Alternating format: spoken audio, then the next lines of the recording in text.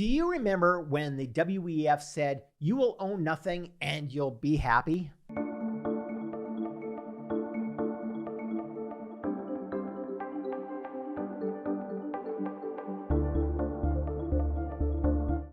Well, when they said that you'll own nothing, they really meant it, and includes giving up your privacy for the greater good, your autonomy for the greater good, your dignity, again, for the greater good, and your human connection and values, also lovingly for the greater good. Oh, and they'll also be taking over your business and your money and your bank accounts. But don't worry, it's all for the greater good.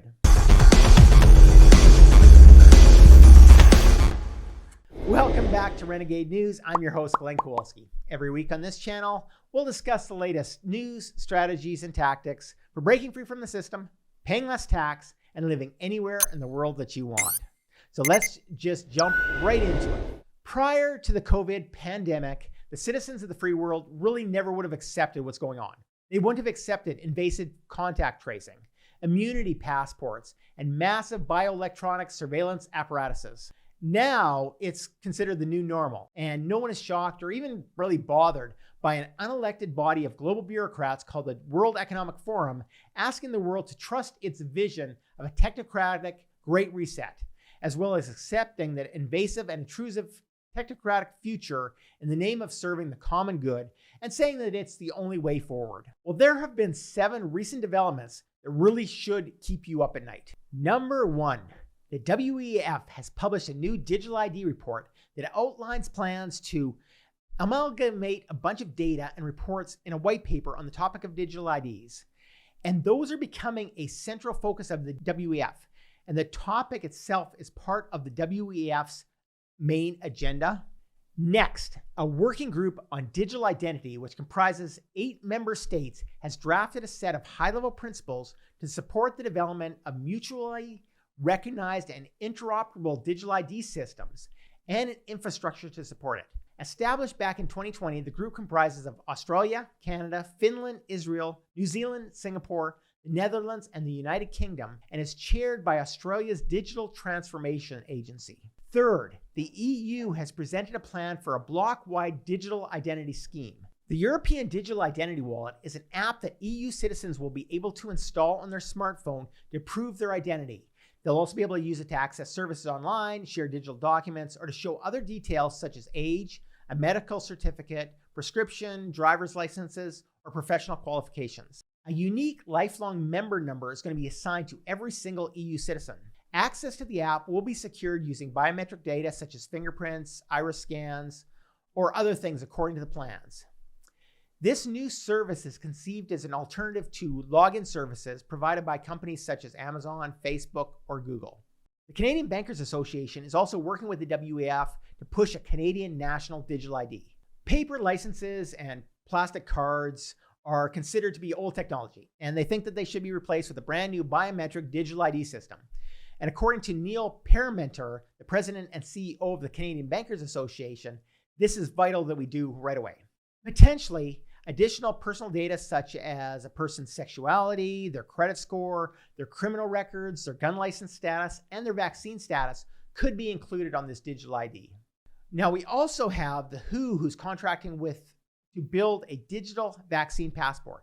Also, the WHO intends to provide support to its 194 member states to facilitate the implementation of the digital verification technology for countries' national and regional verification of vaccine status. The software that they're creating, the software model, will be used as a QR code based and will be designed to enable authentication for other vaccine certificates such as yellow fever and polio, as well as, of course, COVID.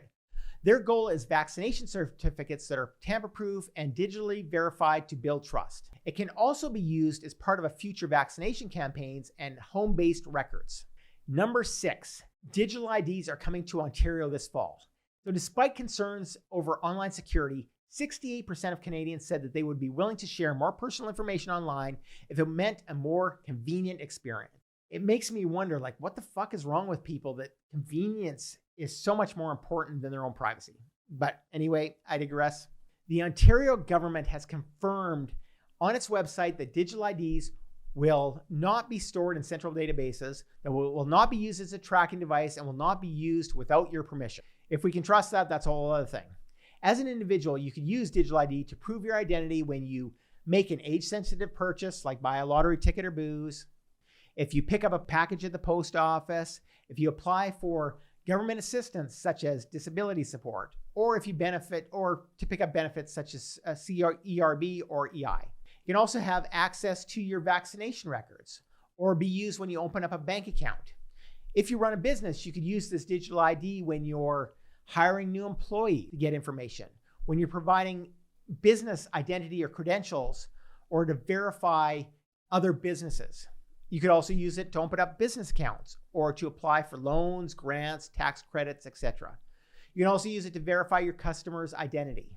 There's also a new law called the Electronic Evidence of Transaction that's in effect in the Czech Republic, and it's under consideration for Slovakia, which means that every transaction, even cash transactions, are going to be digitalized and immediately sent to the tax office. By developing these technologies in parallel with a system for a digital ID, the WHO and the WEF and the Canadian banks, etc., are not simply establishing an identity to access basic social services.